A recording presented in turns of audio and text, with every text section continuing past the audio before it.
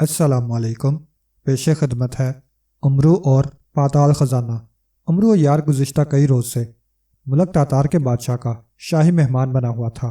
ملک تاتار کے بادشاہ نے اسے ایک کام کے لیے بلوایا تھا اور امرو نے یہ کام صرف چند ہی روز میں نمٹا دیا، جس پر بادشاہ تاتار بے حد خوش ہوا اور اس نے امرو کو اس قدر بھاری انعام دیا کہ امرو کی خوشی کے مارے بری حالت ہو گئی۔ صرف چند روز کے اس معمولی کام کے لیے اس قدر بھاری انعام ملنے کا تو اسے خیال بھی نہ تھا، لیکن امرو چونکہ پہلی بار اس ملک میں آیا تھا، اس لیے اس نے فوری طور پر واپس جانے کی بجائے یہاں کچھ روز رہنے اور یہاں کی سیر کرنے کا پروگرام بنا لیا، اور پروگرام کے تحت وہ روزانہ صبح کو گھوڑے پر سوار ہو کر شہر کی سیر کے لیے نکل کھڑا ہوتا اور دور تک گھوم کر اور لوگوں سے مل کر شام کو شاہی مہمان خانے میں واپس آ جاتا۔ آج صبح وہ سوچ رہا تھا کہ شہر سے کچھ دور واقع ایک پرانے قلعے کی سیر کرے جس کی اس نے بڑی شہرت سنی تھی، لیکن چونکہ یہ قلعہ شہر سے کافی فاصلے پر تھا اور امرو یار اس کا راستہ نہ جانتا تھا، اس لیے اس نے سوچا کہ شاہی مہمان خانے میں سے کسی ایسے آدمی کو ساتھ لے لے جو اس قلعے کا راستہ جانتا ہو۔ چنانچہ صبح کو نہا دھو کر جب وہ ناشتہ کرنے بیٹھا تو اس نے اسی ملازم کو جو ناشتہ لے کر آیا تھا روک لیا۔ میری بات سنو، کیا نام ہے تمہارا؟ امرو یار نے اسے روکتے ہوئے کہا۔ جناب، میرا نام کوجان ہے جناب، ملازم نے رک کر حیرت بھرے لہجے میں جواب دیتے ہوئے کہا، کیونکہ آج سے پہلے امرو یار نے اسے کبھی نہ روکا تھا۔ کیا تم یہیں کے رہنے والے ہو؟ میرا مطلب ہے اسی شہر کے یا کسی اور علاقے سے آئے ہو؟ امرو نے پوچھا۔ جی، میں یہیں اسی شہر کا رہنے والا ہوں، میرے آباء و اجداد بھی یہیں کے رہنے والے ہیں، کوجان نے مؤدبانہ لہجے میں جواب دیتے ہوئے کہا۔ تب پھر تو تم اس پرانے قلعے کا راستہ جانتے ہو گے جسے چاجان قلعہ کہا جاتا ہے، امرو نے کہا تو ملازم کوجان بے اختیار چونک پڑا۔ او، کہیں آپ نے چاچان خزانے کے بارے میں تو نہیں سن لیا؟ کوجان نے کہا تو امرو بھی خزانے کی بات سن کر چونک پڑا۔ نہیں، ہمیں تو صرف اتنا بتایا گیا ہے کہ یہ تاریخی قلعہ ہے۔ کیوں، کیا اس میں کوئی خزانہ بھی ہے؟ امرو نے دلچسپی کا اظہار کرتے ہوئے کہا۔ جی ہاں، یہ بات بے حد مشہور ہے کہ تاتار کے ایک قدیم بادشاہ نے 7 بادشاہوں کو شکست دے کر ان کا سارا خزانہ اس قلعے میں کسی خفیہ جگہ رکھ دیا تھا، اور کسی بہت بڑے جادوگر سے اس نے اس خزانے کو خفیہ رکھنے کے لیے طلسم تیار کرایا تھا تاکہ کوئی اور اس خزانے کو حاصل نہ کر سکے۔ لیکن پھر اچانک وہ بادشاہ سلامت خود ایک جنگ میں زہریلا تیر لگنے کی وجہ سے وفات پا گئے، اور ان کے علاوہ کسی کو بھی معلوم نہ تھا کہ 7 بادشاہوں کا خزانہ کہاں چھپایا گیا ہے اور اس جادوگر کے قائم کردہ اس طلسم کا توڑ کیا ہے۔ اس لیے کوئی بھی اس خزانے کو باوجود کوشش کے حاصل نہ کر سکا۔ بہت سے لوگوں نے کوششیں کی اور اس جادوگر کو بھی تلاش کیا گیا، لیکن صرف اتنا پتہ چل سکا کہ اس جادوگر کا نام پاتال جادوگر ہے اور وہ کہیں سمندروں کی تہہ میں رہتا ہے۔ اس پاتال جادوگر تک بھی کوئی نہ پہنچ سکا، بلکہ اس خزانے کی تلاش میں اس قلعے کی بنیادیں تک کھود ڈالی گئی، اور آخرکار سب لوگ تھک ہار کر خاموش ہو گئے۔ لیکن اس خزانے کا چرچا بہرحال رہتا ہی ہے، اس لیے آپ نے جب اس قلعے کی بات کی تو مجھے خیال آیا کہ شاید آپ بھی اس خزانے کو تلاش کرنا چاہتے ہیں، ملازم نے جواب دیا۔ کیا کسی نجومی نے حساب بنا کر خزانے کی تلاش نہیں کی؟ امرو یار نے دلچسپی لیتے ہوئے کہا۔ بے شمار بڑے بڑے نجومیوں نے کوشش کی ہے، دور دور کے ملکوں سے نجومی بلوائے گئے، ان سب نے حساب کیا، لیکن ان سب کا حساب پاتال جادوگر کے اس طلسم نے بیکار کر دیا ہے۔ بس انہیں اتنا معلوم ہو جاتا ہے کہ بہت بڑا خزانہ ہے اور چاچان قلعے میں ہے، لیکن کہاں ہے یہ پتہ نہیں چل سکا، ملازم نے جواب دیا۔ کوئی آدمی اس پاتال جادوگر تک نہیں پہنچا؟ امرو نے پوچھا۔ سمندروں کی تہہ میں کون جائے، اور پھر سنا ہے کہ وہ انتہائی ظالم اور سفاک جادوگر ہے، اس لیے وہاں تک کوئی جا ہی نہیں سکا اور سب اپنا دل پکڑ کر رہ گئے، ملازم نے جواب دیا۔ کیا یہاں کوئی ایسا آدمی مل سکتا ہے جو اس پاتال جادوگر کے بارے میں مجھے تفصیل بتا سکے؟ امرو یار نے کہا۔ جی ہاں، کیوں نہیں، شاہی نجومی آپ کو بتا سکتا ہے، آپ شاہی مہمان ہیں، اسے بلوا کر اس سے پوچھ سکتے ہیں، ملازم نے جواب دیا۔ ٹھیک ہے، جا کر شاہی نجومی کو لے آؤ، میں ناشتے کے بعد اس سے ملنا چاہتا ہوں، امرو یار نے کہا۔ بہت اچھا جناب، ملازم نے جواب دیا اور تیزی سے واپس مڑ گیا۔ امرو یار کا دل خوشی سے اچھل رہا تھا، اسے بیٹھے بٹھائے اتنے بڑے خزانے کا پتہ چل گیا تھا۔ اس کی تو ساری عمر ہی جادوگروں سے لڑتے گزری تھی، اس لیے اسے یقین تھا کہ وہ اس پاتال جادوگر تک پہنچ جائے گا اور پھر اسے مجبور کر کے اسے اس طلسم کا توڑ پوچھ کر یہاں سے خزانہ نکال لے گا۔ चुनांचे उसने जल्दी जल्दी से नाश्ता करना शुरू कर दिया। नाश्ते से फारिग होकर वो उस बड़े कमरे में आ गया जिसे मुलाकात का कमरा कहा जाता था। वहाँ बैठकर वो बड़ी शिद्दत से शाही नजुमी का इंतज़ार करने लगा और थोड़ी देर बाद शाही नजुमी वहाँ पहुँच गया। उसने उमरू अय्यार को इंतहाई अदब से सलाम किया, क्योंकि इतनी बात तो वो भी जानता था कि उमरू अय्यार बादशाह तातार का शाही मेहमान है। शाही नजुमी, हिसाब लगाकर मुझे उस पाताल जादूगर के बारे में तफसील बताओ जिसने चाचान बादशाह के ख़जाने को अपने तिलिस्म से छुपा रखा है। उमरू ने बेचैन से लहजे में पूछा। आप उसके मुतल्लिक क्या पूछना चाहते हैं? क्योंकि मैंने सैकड़ों दफ़ा उसके बारे में हिसाब लगाया है, इसलिए मुझे उसके बारे में सब कुछ ज़ुबानी याद है। शाही नजुमी ने जवाब दिया। वो कहाँ रहता है? उस जगह की कोई ख़ास निशानी? वो कैसा जादूगर है? और इसके अलावा वो सब कुछ जो तुम उसके बारे में जानते हो। उमरू अय्यार ने कहा, जनाब, जैसा कि आपने खुद उसका नाम लिया है, उसका नाम पाताल जादूगर है। बहुत बड़ा और बहुत ताकतवर जादूगर है।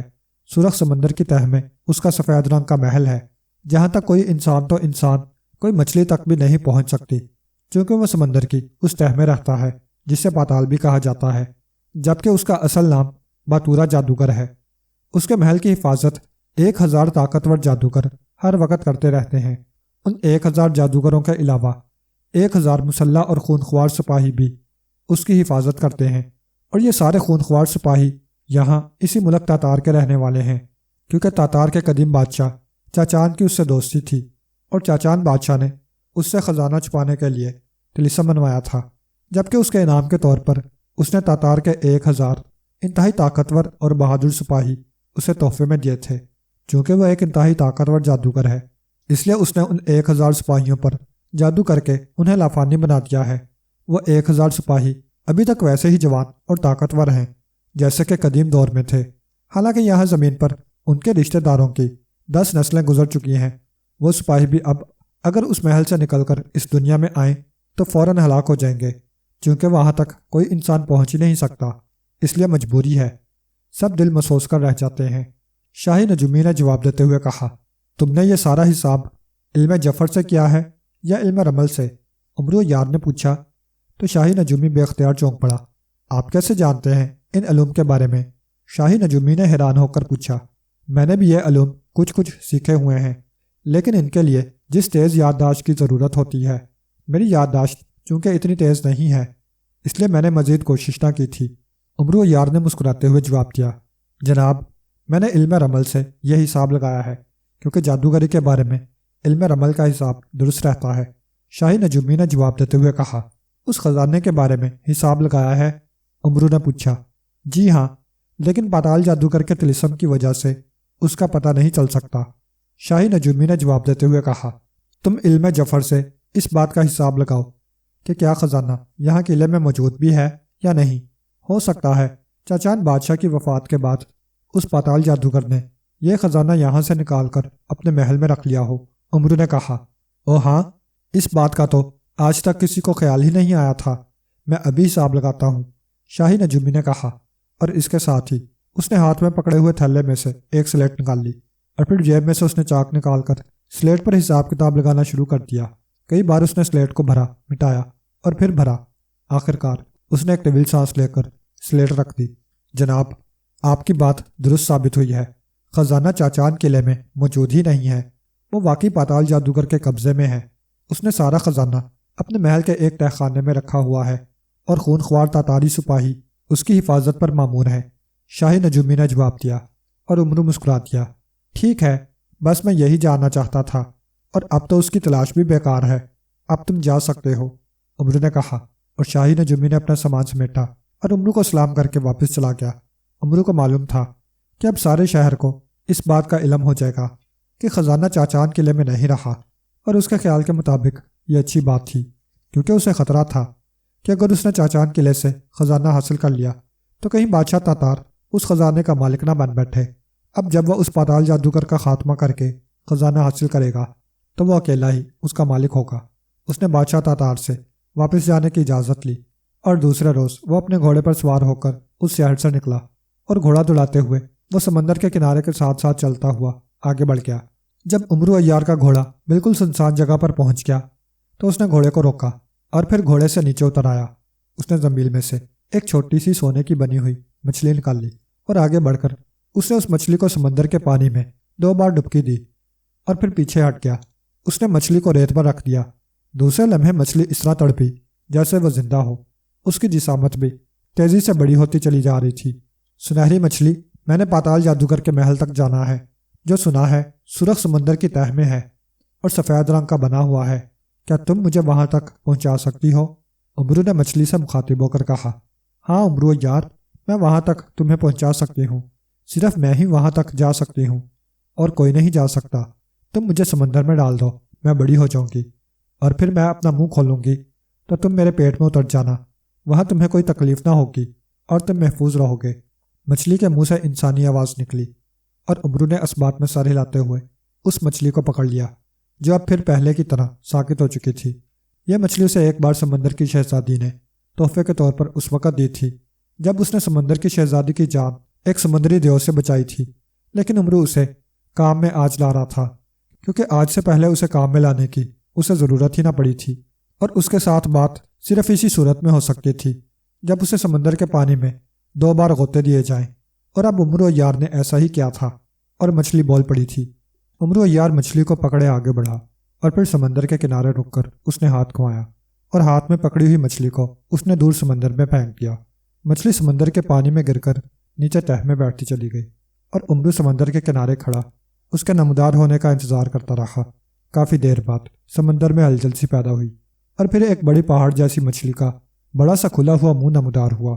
میں سنہری مچھلی ہوں آقا، اب میں بڑی ہو گئی ہوں، میں منہ کھولتی ہوں، تم میرے منہ کے ذریعے میرے پیٹ میں اتر جاؤ، مچھلی نے بولتے ہوئے کہا، اور امرو یار کے اس بات میں سر ہلانے پر مچھلی نے اپنا بڑا سا پھاٹک نما منہ دوبارہ کھولا اور ساتھ ہی سر ریت پر رکھ دیا۔ امرو یار تیزی سے چلتا ہوا اس کے منہ میں داخل ہوا اور پھر اس کے حلق سے گزر کر وہ جب اس کے پیٹ میں پہنچا تو یہ دیکھ کر اسے بے حد اطمینان ہوا کہ مچھلی کا پیٹ واقعی ایک بڑے کمرے جتنا تھا، اور وہاں باقاعدہ بیٹھنے کے لیے کرسی اور سونے کے لیے پلنگ بھی موجود تھا، اور ساتھ ہی ایک آئینہ بھی اس کے پیٹ کی دیوار کے ساتھ نصب تھا جس میں سے سمندر کا کنارہ دور دور تک نظر آ رہا تھا۔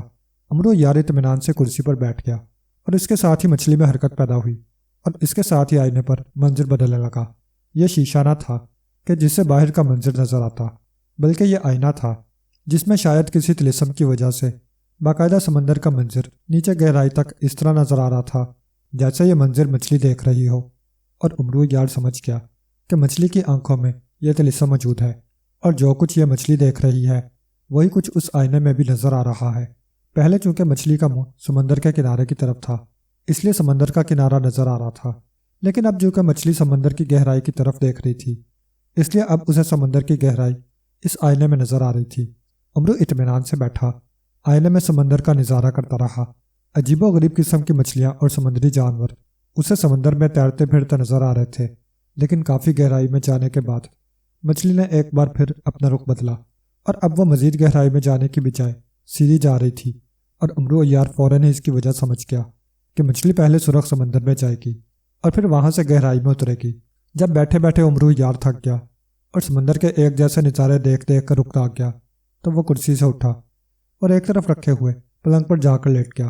پلنگ پر باقاعدہ بستر لگا ہوا تھا اور مچھلی کے تیزی سے تیرنے کی وجہ سے ہلکے ہلکے ہچکولے آ رہے تھے، اس لیے امرو یار کو لیٹتے ہی نیند نے آ گھیرا اور تھوڑی دیر بعد وہ گہری نیند سو چکا تھا، اور پھر اچانک ایک زوردار جھٹکے کی وجہ سے اس کی آنکھیں کھل گئیں اور اس نے دیکھا کہ کمرے میں موجود روشنی کا رنگ سرخ پڑ چکا تھا۔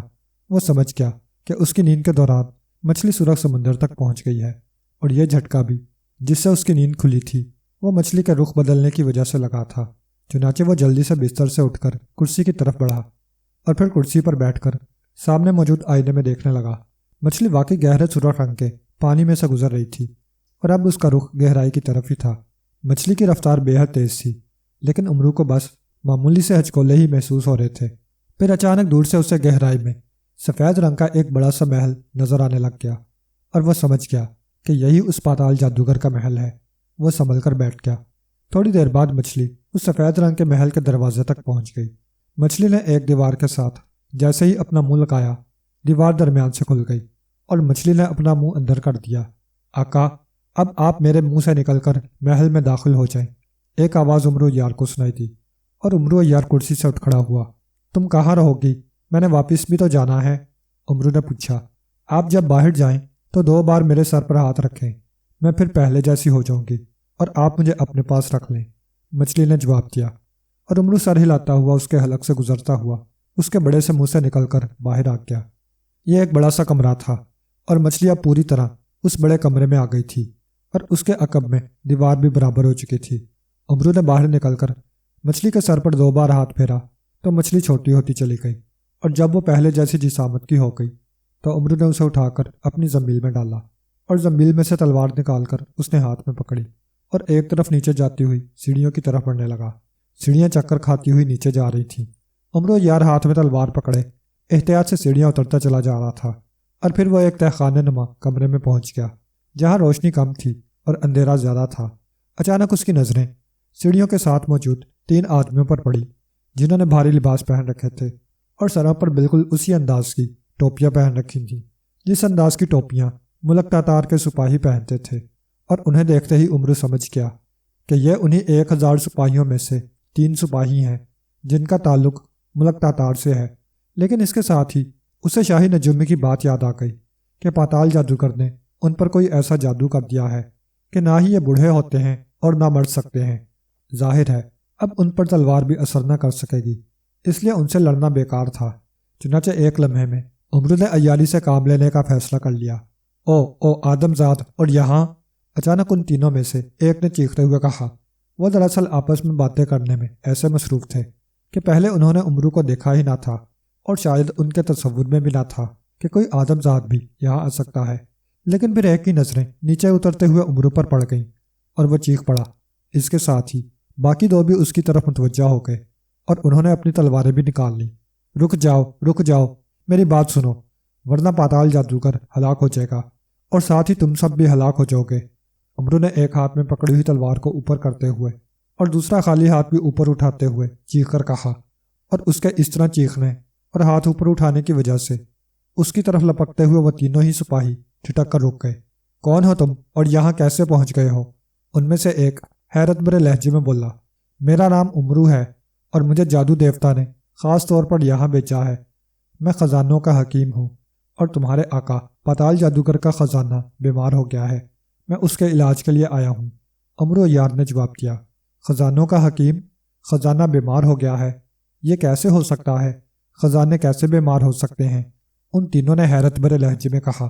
جس طرح انسان بیمار ہو جاتے ہیں اسی طرح خزانے بھی بیمار ہو جاتے ہیں اور ان کا بھی علاج کرنا پڑتا ہے۔ تم ایسا کرو کہ فوراً مجھے پاتال جادوگر کے خزانے کے پاس لے چلو تاکہ میں تمہیں سمجھا سکوں کہ خزانے کیسے بیمار ہوتے ہیں۔ عمرو نے بڑے عیارانہ لہجے میں جواب دیا۔ وہاں تک کوئی نہیں جا سکتا جب تک آقا پاتال جادوگر اجازت نہ دیں، ایک سپاہی نے کہا۔ تو پھر مجھے پاتال جادوگر تک لے چلو، جلدی کرو، ایسا نہ ہو کہ خزانہ بیماری کی وجہ سے مر جائے، عمرو عیار نے کہا۔ آؤ چلو، ان میں سے ایک نے کہا۔ عمرو نے اس دوران اپنی تلوار واپس نیام میں ڈال لی تھی، اس لیے وہ سپاہی بھی مطمئن ہو گئے تھے۔ تھوڑی دیر بعد سپاہیوں سے لے کر مختلف راہداریوں سے گزر کر ایک بڑے کمرے کے دروازے پر لے آیا۔ دروازہ بند تھا۔ اس نے دروازے پر دستک دی۔ کون ہے؟ اندر سے ایک چیختی ہوئی آواز سنائی دی۔ سپاہی ہوں آقا، اور خزانوں کے حکیم کو لے آیا ہوں جسے جادو دیوتا نے بھجوایا ہے، سپاہی نے جواب دیا۔ خزانوں کے حکیم؟ یہ کیا کہہ رہے ہو؟ بہرحال بھیج دو اسے اندر، دروازے کی دوسری طرف سے حیرت بھری آواز سنائی دی۔ اس کے ساتھ ہی دروازہ کھل گیا اور عمرو اندر داخل ہو گیا۔ یہ ایک بہت بڑا کمرہ تھا جسے انتہائی شاہانہ انداز میں سجایا گیا تھا۔ ایک تخت پر ایک بوڑھا آدمی بیٹھا ہوا تھا، اس کے جسم پر جادوگروں جیسا لباس تھا، مگر عمرو عیار ایک بات دیکھ کر چونک پڑا۔ اس بوڑھے کی دونوں آنکھیں گہرے سرخ رنگ کی تھیں، اور عمرو جانتا تھا کہ جس جادوگر کی آنکھیں گہرے سرخ رنگ کی ہوں اس کا مطلب ہوتا ہے کہ اس جادوگر نے اپنی جان اپنے اندر ہی رکھی ہوئی ہے، اور ایسا صرف وہ جادوگر کر سکتے تھے جو انتہائی طاقتور ہوں اور یہ سمجھتے ہوں کہ وہ اپنی جان کی حفاظت آسانی سے کر سکتے ہیں۔ بہرحال عمرو کو یہ دیکھ کر بے حد خوشی ہوئی تھی۔ اس طرح وہ اس چیز کی تلاش سے بچ گیا تھا جس میں جادوگر کی جان ہوتی ہے۔ اس نے آگے بڑھ کر اس طرح اس بوڑھے کو سلام کیا جیسے یہ بوڑھا جادوگر بادشاہ ہو۔ کون ہو تم اور یہاں تک کیسے آ گئے ہو؟ بوڑھے نے انتہائی حیرت بھرے لہجے میں کہا۔ جادوگروں کے بادشاہ، میرا نام امرو ہے۔ مجھے یہاں جادو دیوتا نے بھیجا ہے کیونکہ جادو دیوتا آپ پر بے حد مہربان ہے۔ میں خزانوں کا حکیم ہوں اور آپ کا خزانہ بیمار ہو چکا ہے۔ اگر آپ نے اس کا فوری علاج نہ کرایا تو اس کی بیماری کی وجہ سے اس میں سے ایسے اثرات نکل سکتے ہیں جس کا اثر آپ کے جادو پر بھی پڑ سکتا ہے اور آپ ہلاک ہو سکتے ہیں۔ امرو عیار نے بڑے خوش آمدانہ لہجے میں کہا، یہ کیسے ہو سکتا ہے کہ خزانے بیمار پڑ جائیں؟ کیا وہ انسان ہیں؟ پاتال جادوگر نے حیران ہو کر کہا، آپ میرے ساتھ چلیں، میں آپ کو دکھاتا ہوں کہ خزانے کس طرح بیمار ہوتے ہیں۔ لیکن جلدی کریں، وہ بے حد بیمار ہیں اور ان میں سے ایسے اثرات نکلنے ہی والے ہیں جن سے آپ کا جادو ختم ہو سکتا ہے۔ اسی لیے تو جادو دیوتا نے مجھے خاص طور پر یہاں آپ کے پاس بھیجا ہے، امرو نے کہا، اور اس نے خوش آمدانہ لہجہ اس لیے اختیار کیا تھا اور جادو دیوتا کا نام اس لیے لیا تھا تاکہ پاتال جادوگر اپنے جادو کی مدد سے اس کے بارے میں جاننے کی کوشش ہی نہ کرے، اور وہ اپنے مقصد میں پوری طرح کامیاب رہا تھا۔ تمہیں واقعی جادو دیوتا نہیں بھیجا ہوگا، ورنہ یہاں تک کوئی آدم ذات پہنچ ہی نہیں سکتا۔ لیکن خزانے کیسے بیمار ہوتے ہیں، یہ بات میری سمجھ میں نہیں آئی۔ بہرحال آؤ میرے ساتھ، میں تمہیں اپنے خزانے دکھاتا ہوں، پاتال جادوگر نے کہا، اور تخت سے اٹھ کھڑا ہوا۔ تھوڑی دیر بعد وہ امرو عیار کو ساتھ لیے مختلف راہداریوں سے گزر کر ایک وسیع و عریض تہخانے میں پہنچ گئے جہاں 100 بڑے بڑے صندوق پڑے ہوئے تھے، اور یہ سارے صندوق انتہائی قیمتی ہیرے جواہرات سے بھرے ہوئے تھے۔ امرو عیار اتنی دولت دیکھ کر حیرت سے بت بن گیا۔ اس کے تصور میں بھی نہ تھا کہ اس پاتال جادوگر کے پاس اتنی دولت ہوگی۔ یہ واقعی 7 بادشاہوں کا خزانہ تھا۔ یہ ہے میرا خزانہ، اب بتاؤ مجھے کہ یہ کیسے بیمار ہے؟ پاتال جادوگر نے امرو عیار سے مخاطب ہو کر کہا، کیا یہ وہی خزانہ ہے جو تم نے چاچان قلعے سے اٹھا لیا تھا؟ امرو عیار نے پوچھا، ہاں یہ وہی خزانہ ہے، لیکن تمہیں کیسے معلوم ہوا؟ واقعی اب مجھے یقین آ گیا ہے کہ تمہیں جادو دیوتا نے بھیجا ہوگا، پاتال جادوگر نے کہا، اور امرو عیار بے اختیار مسکرا دیا۔ اس نے آگے بڑھ کر ایک صندوق میں پڑے ہوئے ہیروں میں سے ایک ہیرا اٹھایا اور پھر واپس مڑایا۔ دیکھو، اسے غور سے دیکھو جادوگروں کے بادشاہ، اس ہیرے کا ایک کنارہ تمہیں مدھم نظر آ رہا ہے، بس یہی بیماری ہے۔ اس طرح پورا خزانہ مدھم پڑ جائے گا اور پھر سیاہ ہو کر ہلاک ہو جائے گا۔ امرو عیار نے وہ ہیرا پاتال جادوگر کو دکھاتے ہوئے کہا، اور پاتال جادوگر وہ ہیرا ہاتھ میں پکڑ کر اسے غور سے دیکھنے لگا۔ او واقعی ایسا ہی ہے، پھر اس کا علاج کیسے ہوگا؟ پاتال جادوگر نے ہیرے کو غور سے دیکھتے ہوئے حیران ہو کر کہا، بڑی آسانی سے، تم چونکہ اس خزانے کے مالک ہو اس لیے تم اس کا علاج آسانی سے کر سکتے ہو۔ تم ایسا کرو کہ زمین پر لیٹ جاؤ اور اپنی آنکھیں بند کر لو۔ تم نے اس وقت تک معمولی سی حرکت بھی نہیں کرنی جب تک میں نہ کہوں۔ میں اس دوران ایک خاص منتر پڑھوں گا، اور جب تم آنکھیں کھولو گے تو تمہارا سارا خزانہ بیماری سے تندرست ہو چکا ہوگا، امرو عیار نے کہا، اور پاتال جادوگر اس بات میں سر ہلاتا ہوا جلدی سے زمین پر پشت کے بل لیٹ گیا، اور پھر اس نے آنکھیں بند کر لی۔ امرو عیار نے زنبیل میں سے خنجر سلیمانی نکالا اور پھر پاتال جادوگر کی طرف بڑھا، اور پاتال جادوگر نے چونکہ آنکھیں بند کر رکھی تھیں اور اسے یقین تھا کہ امرو غلط آدمی نہیں ہو سکتا کیونکہ اسے جادو دیوتا نے بھیجا ہے، اس لیے وہ بے فکر ہو کر آنکھیں بند کیے لیٹا ہوا تھا۔ امرو خنجر سلیمانی ہاتھ میں پکڑے پاتال جادوگر کے قریب آ گیا، اور دوسرے لمحے اس نے جھک کر پوری قوت سے خنجر سلیمانی پاتال جادوگر کے دل میں جسے تک اتار دیا۔ پاتال جادوگر چیخ مار کر اچھلا اور اس کی آنکھیں کھلیں، جن میں شدید تکلیف کے ساتھ ساتھ شدید حیرت کے تاثرات بھی نمایاں تھے۔ تو تمہیں تو جادو دیوتا نے خزانے کے علاج کے لیے بھیجا تھا، پاتال جادوگر نے کراہتے ہوئے کہا۔ ہاں، خزانے کے علاج کے لیے نہیں، بلکہ تمہیں موت کے گھاٹ اتارنے کے لیے بھیجا تھا، امرو عیار نے مسکراتے ہوئے کہا۔ پاتال جادوگر چند لمحے تڑپنے کے بعد آخرکار ساکت ہو گیا۔ وہ ہلاک ہو چکا تھا کیونکہ اس کی جان اس کے اپنے اندر ہی تھی، کسی اور چیز میں نہ تھی، اس لیے دل میں لگنے والے خنجر سلیمانی نے اس کا خاتمہ کر دیا تھا۔ اس کے مرتے ہی ایک خوفناک دھماکہ ہوا اور ہر طرف دھواں پھیل گیا، اور پھر جب دھواں چھٹا تو امرو نے دیکھا کہ اس محل کی اندرونی دیواریں بھی غائب ہو چکی تھیں اور صرف بیرونی دیواریں رہ گئی تھیں۔ وہ شاید اصل تھیں، اس لیے قائم رہ گئی تھیں، اور اب امرو عیار کو وہیں کھڑے کھڑے پورا محل نظر آ رہا تھا۔ اس نے دیکھا کہ ہر طرف ان تاتاری سپاہیوں کی لاشیں بکھری ہوئی پڑی تھیں، بے شمار جادوگر بھی مرے پڑے تھے۔ پاتال جادوگر کے ساتھ ساتھ وہ سب بھی مر چکے تھے، جبکہ خزانوں کے صندوق ویسے ہی پڑے ہوئے تھے۔ امرو جلدی سے آگے بڑھا اور پھر اس نے زنبیل کا منہ کھولا اور صندوقوں میں موجود ہیرے جواہرات زمین میں ڈالنے شروع کر دیے۔ ساتھ ہی ساتھ وہ خوشی سے اچھل بھی رہا تھا کہ نہ صرف اس نے پاتال جادوگر کا خاتمہ کر دیا ہے بلکہ اسے اس قدر خزانہ بھی مل گیا ہے کہ اتنا خزانہ 7 بادشاہوں کے پاس بھی نہ ہوگا۔ امرو اور ویران قلعہ۔ ان دنوں امرو عیار ملک روم کے بادشاہ کا شاہی مہمان بنا ہوا تھا، کیونکہ وہ سردار امیر حمزہ کا خاص پیغام لے کر ملک روم کے بادشاہ کے پاس آیا تھا، اور ملک روم کے بادشاہ نے اسے اپنا شاہی مہمان بنا لیا تھا، اور ساتھ ہی اس نے اسے انعام و اکرام بھی دیا تھا کہ امرو اس سے بےحد خوش تھا۔ لیکن آج جب وہ بادشاہ سے ملاقات کے لیے تیار ہو کر گیا تو اس نے خلاف معمول بادشاہ کو بےحد رنجیدہ دیکھا۔ حضور بادشاہ سلامت، نصیب دشمنا، آپ بیمار تو نہیں ہیں؟ امرو نے بڑے ادب سے کہا۔ او نہیں خواجہ امرو، ہم بیمار نہیں ہیں، لیکن ہم بےحد رنجیدہ ہیں، اس لیے کہ ہماری بیٹی شہزادی انارکلی شدید بیمار ہو گئی ہے اور حکیم اس کا علاج نہیں کر پا رہے۔ بادشاہ نے کہا، کیا ہوا ہے شہزادی کو؟ امرو نے چونک کر پوچھا۔ نہ جانے کیا ہوا ہے، رات کو وہ اچھی بھلی اپنے خاص کمرے میں سوئی تھی، اور صبح جب کنیزیں اسے جگانے گئیں تو وہ بے ہوش تھی، اور تب سے اب تک اسے ہوش نہیں آ سکا۔ سب شاہی حکیم بھی مایوس ہوتے نظر آ رہے ہیں۔ بادشاہ نے جواب دیا، کیا میں شہزادی صاحبہ کو دیکھ سکتا ہوں؟ امرو نے کہا، ہاں کیوں نہیں، آؤ میرے ساتھ، بادشاہ نے کہا اور اٹھ کھڑا ہوا۔ خواجہ امرو بھی اٹھا اور پھر بادشاہ کے ساتھ وہ شہزادی کے کمرے میں پہنچ گیا۔ ایک پلنگ پر شہزادی بے ہوش پڑی ہوئی تھی، اور شاہی حکیم اور دوسرے بڑے بڑے حکیم اس کا علاج کرنے میں مصروف تھے، لیکن ان کے چہروں پر مایوسی کے آثار ہی دکھائی دے رہے تھے۔ امرو بادشاہ سے اجازت لے کر شاہی مہمان خانے میں بنے ہوئے ایک علیحدہ کمرے میں آ گیا، اور اس نے دروازہ بند کر کے زنبیل میں سے بولنے والی گڑیا نکالی اور اس کے سر پر انگوٹھا رکھ کر اسے دبایا تو گڑیا کی آنکھیں زندہ انسانوں جیسی ہو گئیں۔ بولنے والی گڑیا، مجھے بتاؤ کہ شہزادی انارکلی کو کیا بیماری ہے اور وہ کیسے صحت یاب ہو سکتی ہے؟ امرو یار نے بولنے والی گڑیا سے مخاطب ہو کر کہا۔ خواجہ امرو کو بتایا جاتا ہے کہ شہزادی انارکلی کو کوئی بیماری نہیں ہے، بلکہ بادشاہ اور شہزادی کے خلاف اس کا سپہ سالار آصف سازش کر رہا ہے۔ اس نے ایک کنیز کی مدد سے رات کے وقت شہزادی کی ناک سے جادوئی پھول لگا دیا، جس کی وجہ سے شہزادی بے ہوش ہو گئی۔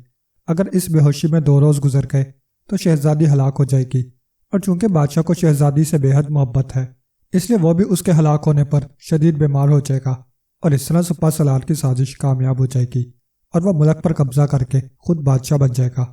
بولنے والی گڑیا نے تفصیل بتاتے ہوئے کہا، اس سازش کا خاتمہ کیسے کیا جا سکتا ہے؟ امرو یار نے پوچھا۔ اس جادوئی پھول کا ایک ہی توڑ ہے، اور وہ ہے 7 رنگا پھول، جو کہ ہر 100 سال بعد پیدا ہوتا ہے، اور اس وقت وہ ملک آذر کے شمال میں واقع ایک کھنڈر نما قلعے کے اندر موجود ہے، اور سپہ سالار کو بھی اس کا علم ہے، اس لیے اس نے اس کی حفاظت کے لیے وہاں اپنے سپاہی تعینات کر رکھے ہیں۔ اور ویسے بھی اس پھول کو ہر آدمی نہیں توڑ سکتا۔ اس پھول کو توڑنے کے لیے پہلے اس کے محافظ اجزاؤں کا خاتمہ کرنا پڑے گا، اور یہ پھول ایک پرانی دلدل کے درمیان ہے جہاں انسان پہنچ ہی نہیں سکتا۔ اگر اس پھول کو 2 روز کے اندر توڑ کر لایا جائے اور شہزادی کو سنگھا دیا جائے تو شہزادی ہوش میں آ جائے گی اور سپہ سالار کی سازش ناکام ہو جائے گی۔ بولنے والی گڑیا نے تفصیل بتاتے ہوئے کہا، کیا میں اس پھول کو حاصل کر سکتا ہوں؟ امرو نے کہا، ہاں، بشرطے کہ تم عقل مندی سے کام لو، ورنہ تم خود ہلاک ہو جاؤ گے، بولنے والی گڑیا نے کہا، اور اس کے ساتھ ہی اس کی آنکھیں دوبارہ بے جان ہو گئیں۔ تو امرو نے اسے زنبیل میں ڈالا اور ایک بار پھر بادشاہ سے ملاقات کرنے روانہ ہو گیا۔ بادشاہ کو جیسے ہی اس کے دوبارہ آنے کی اطلاع ملی تو اس نے اسے فوراً اپنے خاص کمرے میں بلوا لیا۔ بادشاہ سلامت، میں نے معلوم کر لیا ہے کہ شہزادی اور آپ کے خلاف انتہائی گہری سازش ہو رہی ہے، لیکن ابھی سازش کرنے والے کا علم نہیں ہو سکا۔ البتہ سازش سامنے آ گئی ہے، امرو یار نے کہا۔ وہ جان بوجھ کر سپہ سالار کا نام چھپا گیا تھا تاکہ بعد میں بتا کر بادشاہ سے مزید انعام حاصل کر سکے۔ کیسی سازش؟ جلدی بتاؤ، بادشاہ نے بے چین ہو کر پوچھا۔ تو امرو نے بولنے والی گڑیا کی بتائی ہوئی ساری بات بتا دی۔ او، پھر تو اب بہت کم وقت ہے، 2 روز میں ملک آذر پہنچنا اور وہاں سے پھول حاصل کر کے واپس آنا تو ناممکن ہے، بادشاہ نے بے چین ہو کر کہا۔ آپ بے فکر رہیں، میں یہ کام کر سکتا ہوں، لیکن امرو یار نے کہا۔ لیکن کیا؟ بادشاہ نے چونک کر پوچھا۔ اگر آپ اجازت کے ساتھ ساتھ مجھے کچھ زیادہ راہ بھی دے دیں، امرو نے اپنی لالچی طبیعت سے مجبور ہو کر کہا۔ او، میں تمہیں ہیرے جواہرات میں تول دوں گا خواجہ امرو، بادشاہ نے فوراً ہی وعدہ کرتے ہوئے کہا، اور اس کے ساتھ ہی اس نے زور سے تالی بجائی تو ایک غلام اندر داخل ہوا۔ سونے کے سکوں سے بھری ہوئی 10 تھیلیاں لے آؤ، جلدی۔ بادشاہ نے حکم کیا تو غلام واپس چلا گیا اور تھوڑی دیر بعد سونے کے سکوں سے بھری ہوئی 10 تھیلیاں لا کر بادشاہ کے سامنے رکھ دی گئیں۔ یہ لو، یہ تمہارا پیشگی انعام ہے۔ اگر تم مجھے اور شہزادی کو بچانے میں کامیاب ہو گئے تو تمہیں واقعی اس قدر انعام دیا جائے گا کہ تم 7 بادشاہوں سے بھی زیادہ امیر بن جاؤ گے۔ بادشاہ نے کہا تو عمرو نے بادشاہ کا شکریہ ادا کیا اور سونے کے سکوں کی تھیلیاں اٹھا کر اس نے اپنی زنبیل میں ڈال لی۔ آپ بے فکر رہیں بادشاہ سلامت، میں 2 روز گزرنے سے پہلے پھول لے کر واپس یہاں پہنچ جاؤں گا، عمرو نے کہا، اور پھر بادشاہ سے اجازت لے کر وہ واپس شاہی مہمان خانے میں آیا اور پھر ایک ویران جگہ پر پہنچ کر اپنی زنبیل سے اس نے اڑن قالین نکالا اور پھر اس پر بیٹھ کر اس نے اسے ملک آذر کے اس ویران کھنڈر قلعے کے قریب پہنچانے کا حکم دیا تو قالین ہوا میں اڑا اور پھر کافی بلندی پر جا کر وہ انتہائی تیز رفتاری سے آگے بڑھتا چلا گیا۔ عمرو کو معلوم تھا کہ اڑن قالین اسے زیادہ سے زیادہ 1 گھنٹے میں وہاں پہنچا دے گا، اس لیے اس نے اڑن قالین استعمال کیا تھا اور پھر واقعی 1 گھنٹے بعد قالین ایک ویران اور کھنڈر نما قلعے کے قریب زمین پر اتر گیا تو خواجہ عمرو قالین سے اترا اور اس نے قالین لپیٹ کر واپس زمین میں ڈالا اور قلعے کی طرف بڑھ گیا۔ لیکن ابھی وہ قلعے کے قریب پہنچا ہی تھا کہ اس نے دور سے ایک گھوڑے کو دوڑ کر اپنی طرف آتے دیکھا۔ گھوڑے پر ایک مونچھوں والا آدمی سوار تھا، اس نے سر پر سونے کا بنا ہوا خود پہن رکھا تھا۔ سفید رنگ کا گھوڑا انتہائی رفتار سے دوڑتا ہوا آ رہا تھا۔ عمرو نے جلدی سے چادر سلیمانی نکالی اور اسے اوڑھ لیا۔ اس طرح اب وہ اس گھڑ سوار کی نظروں سے غائب ہو گیا تھا۔ گھوڑا اس کے قریب پہنچ کر رک گیا اور سوار ادھر ادھر اس طرح دیکھنے لگا جیسے خواجہ عمرو کو تلاش کر رہا ہو، لیکن خواجہ عمرو چادر سلیمانی کی وجہ سے اس کی نظروں سے غائب ہو چکا تھا۔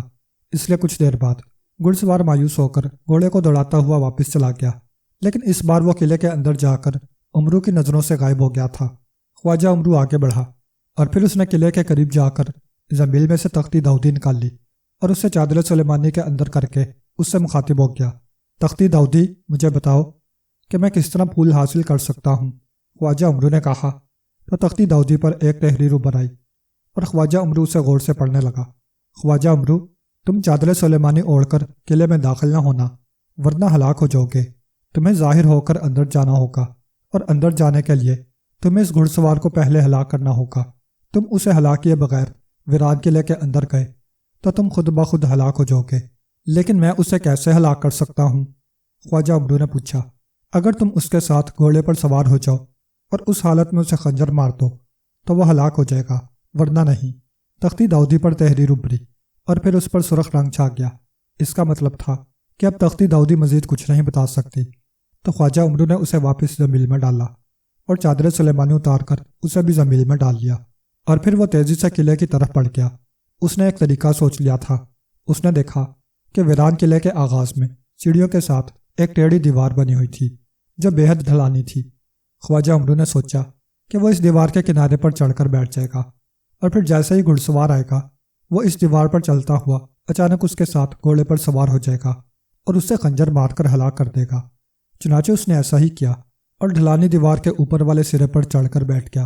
تھوڑی دیر بعد اسے گھوڑے کے ٹاپوں کی آواز سنائی تھی اور تھوڑی دیر بعد ہی وہ سوار گھوڑا دوڑاتا ہوا عین اس دیوار کے نیچے پہنچا ہی تھا کہ خواجہ عمرو ڈھلان پر پھسلتا ہوا عین اس کے اوپر پہنچ گیا۔ لیکن گھڑ سوار بے حد ہوشیار تھا۔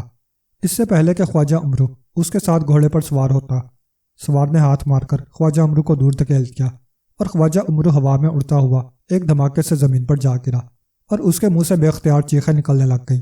گھڑ سوار تیزی سے گھوڑے کو چکر دے کر واپس آیا تو خواجہ عمرو جلدی سے اچھل کر کھڑا ہو گیا کیونکہ اسے خطرہ تھا کہ گھڑ سوار اسے ہلاک نہ کر دے۔ لیکن اب اس کے لیے مسئلہ تھا کہ وہ اس کے ساتھ گھوڑے پر کیسے سوار ہو، تو اس کے عیار ذہن میں فوراً ہی ایک ترکیب آ گئی۔ اس نے جلدی سے زنبیل سے ار کے بے ہوشی نکالا اور جیسے ہی گھڑ سوار گھوڑا دوڑاتا ہوا اس کے قریب پہنچا تو خواجہ عمرو نے اس پر عرق پھینک دیا اور اس کے ساتھ ہی گھوڑا وہیں رک گیا، جبکہ گھڑ سوار کا جسم بھی سست ہو گیا تھا کیونکہ عرق کے صرف چند قطرے ان پر پڑے تھے، اس لیے وہ بے ہوش تو نہ ہوئے تھے لیکن بے حس و حرکت ہو گئے تھے۔ خواجہ عمرو نے خنجر نکالا اور دوڑ کر ایک بار پھر دیوار پر چڑھا اور اس نے دوبارہ چھلانگ لگائی تو اس بار وہ ٹھیک اس سوار کے پیچھے گھوڑے پر بیٹھ جانے میں کامیاب ہو گیا۔ اس کے ساتھ ہی اس نے پوری قوت سے خنجر اس سوار کو مار دیا۔ دوسرے لمحے دھماکہ ہوا اور ہر طرف دھواں سا پھیل گیا اور اس کے ساتھ ہی عمرو ایک بار پھر دھماکے سے نیچے جا گرا۔ اس کے حلق سے بے اختیار چیخیں نکلی، لیکن جب دھواں چھٹا تو وہ یہ دیکھ کر بے حد خوش ہوا کہ وہ سوار گھوڑے سمیت غائب ہو چکا تھا۔ خواجہ عمرو خوش ہو گیا کہ اب ویران قلعے سے پھول حاصل کرنے میں کوئی رکاوٹ باقی نہیں رہی۔ وہ قلعے کے اندر داخل ہوا اور تھوڑی دیر بعد وہ اس دلدل کے قریب پہنچ گیا جس کے عین درمیان میں 7 رنگا پھول موجود تھا، لیکن دلدل اس قدر وسیع اور خطرناک تھی کہ پھول تک کسی صورت بھی پہنچا نہ جا سکتا تھا۔ ابھی عمرو سوچ ہی رہا تھا کہ یکوقت دلدل میں سے 4 خوفناک اژدھوں نے سر باہر نکالے اور تیزی سے عمرو کی طرف بڑھنے لگے۔ عمرو بجلی کسی تیزی سے پیچھے ہٹ گیا۔ گھبراؤ نہیں عمرو، عقل استعمال کرو۔ اچانک اسے اپنے عقب سے آواز سنائی تھی تو اس نے مڑ کر دیکھا تو ایک چھوٹا سا بندر بیٹھا ہوا تھا جس کا منہ سفید تھا۔ یہ تم بات کر رہے ہو؟ عمرو نے حیران ہو کر کہا۔ ہاں، عقل استعمال کرو، عقل سے کام ہو جائے گا، بندر نے کہا، اور اس کے ساتھ ہی وہ غائب ہو گیا۔ تو عمرو کھڑا سوچتا رہا کہ کیا کرے کہ اچانک اس کے ذہن میں ایک ترکیب آ گئی۔ اس نے زنبیل میں سے اڑن قالین نکالا اور اسے زمین پر بچھا کر اس پر بیٹھ گیا۔ اڑن قالین، مجھے اس پھول تک لے چلو تاکہ میں اسے توڑ سکوں، عمرو نے کہا۔ تو اڑن قالین اڑا اور دلدل کے اوپر اس پھول کی طرف بڑھنے لگا، لیکن اسی لمحے اژدھے پھر باہر کو نکلے، لیکن اڑن قالین اوپر تھا اور اژدھے اس تک نہ پہنچ سکے۔ پھر عین پھول کے اوپر پہنچ کر اڑن قالین نیچے اترا اور ذرا سا ایک طرف ہو گیا۔ اس طرف اژدھے نہیں تھے، وہ ویران قلعے کے دروازے کی طرف تھے، اور عمرو نے ہاتھ بڑھا کر پھول توڑ لیا۔ اب مجھے ملک روم کے بادشاہ تک پہنچا دو اڑن قالین، عمرو نے خوش ہوتے ہوئے کہا، اور اڑن قالین ہوا میں بلند ہو گیا۔ اور پھر 1 گھنٹے بعد عمرو شاہی مہمان خانے کے قریب پہنچ کر قالین سے اترا اور قالین لپیٹ کر واپس زنبیل میں ڈال کر وہ سیدھا بادشاہ کے پاس پہنچ گیا۔ جب بادشاہ کو معلوم ہوا کہ عمرو پھول لے آیا ہے تو وہ بے حد خوش ہوا، اور پھر جیسے ہی پھول شہزادی کو سنگھایا گیا تو وہ فوراً ہوش میں آ گئی، اور عمرو نے سپہ سالار کا نام بھی بتا دیا۔ پھر بادشاہ کے محافظ دستے نے اس سپہ سالار کو گرفتار کر کے اسے اس کے ساتھیوں سمیت ہلاک کر دیا۔ بادشاہ نے شہزادی کے تندرست ہونے پر بہت بڑا جشن منایا اور خواجہ عمرو کو بے پناہ انعام و اکرام دیا۔